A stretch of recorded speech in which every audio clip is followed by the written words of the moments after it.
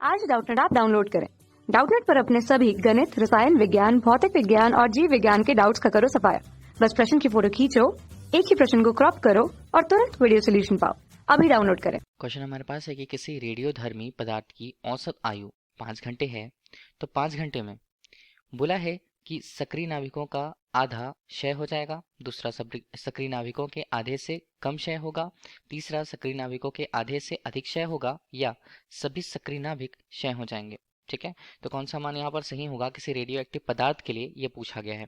देखिए, औसत आयु की बात की जा रही है किसी रेडियो एक्टिव या रेडियोधर्मी पदार्थ के। रेडियो एक्टिव धर्मी या रेडियो धर्मी पदार्थ के लिए हम औसत आयु की बात करें तो औसत आयु या माध्य आयु हम किसे, तो इस तरह से हम किसी रेडियो एक्टिव पदार्थ के लिए उसकी औसत आयु की बात करते हैं तो औसत आयु उसके समस्त परमाणुओं के आयु के योगफल और उन परमाणुओं की कुल संख्या के अनुपात के बराबर होती है, जिसे हम टाउ से प्रदर्शित करते हैं। जिसे हम लिख लें तो इस तरह से अगर हमने इसे दर्शाया तो इसे टाउ से प्रदर्शित किया जाता है, ये हमने कहा। तो टाउ का जो मान है, हल अगर करें, देखिए ये बताया जाता है कि t बराबर 0 समय पर अगर हम ये देखें, t बराबर 0 समय पर कुल परमाणुओं की संख्या कितनी थी, n नॉट के रूप में हम बोलते हैं उस नाभिक में उपस्थित परमाणुओं की कुल संख्या। अब t समय पश्चात वो क्षय होकर के कितनी हो जा रही हैं, ये n हो जा रही हैं।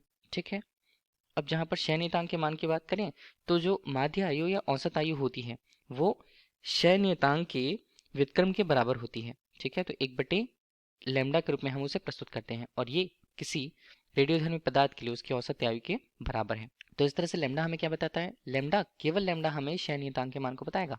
ठीक, अब क्षय नियतांक का मान हम देख लिए किसके लिए, औसत आयु के लिए, किसी रेडियोधर्मी पदार्थ के लिए। लेकिन अगर हम अर्ध आयु की बात करते हैं, ध्यान दीजिएगा, अगर हमने अर्ध आयु कहा है तो अर्ध आयु में ये है कि हम ये मान के चलते हैं कि इस समय काल तक, मतलब स्मॉल टी का मान अगर हम देखें तो कैपिटल T/2 के रूप में हम लेते हैं, तो इस समय काल तक उसके परमाणुओं की संख्या कुल घट करके क्षय होने के कारण आधी रह जाती है।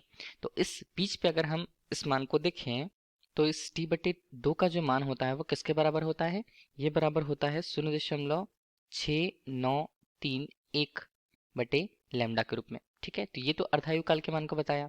अब अगर प्रतिशत के तौर पर देख लें हम तो T/2 को हम क्या लिखेंगे, ध्यान दीजिएगा, T/2 को हम लिख सकते हैं 0.693 गुणा हम करें तो 1/लैम्डा, और 1/लैम्डा किसके बराबर है, टाउ के बराबर है, मतलब औसत आयु के बराबर है।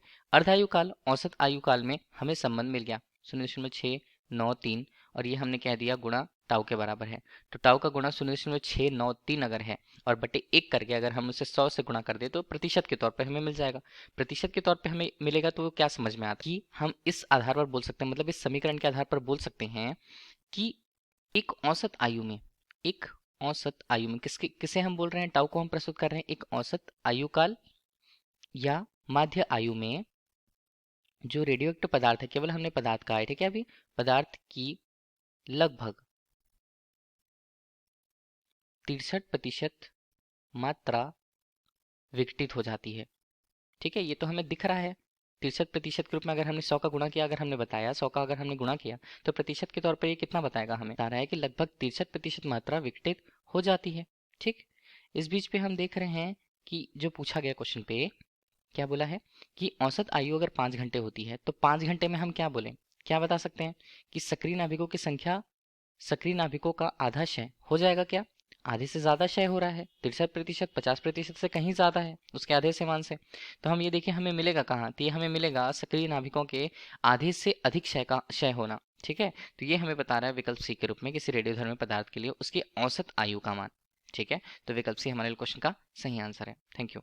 कक्षा 6 से 12वीं से लेकर नीट, IIT, JEE वो एडवांस के लेवल तक 1 करोड़ से ज्यादा छात्रों का भरोसा। आज ही डाउनलोड करें डाउटनेट ऐप या व्हाट्सएप करें अपने सारे डाउट्स 8400 400 400 पर।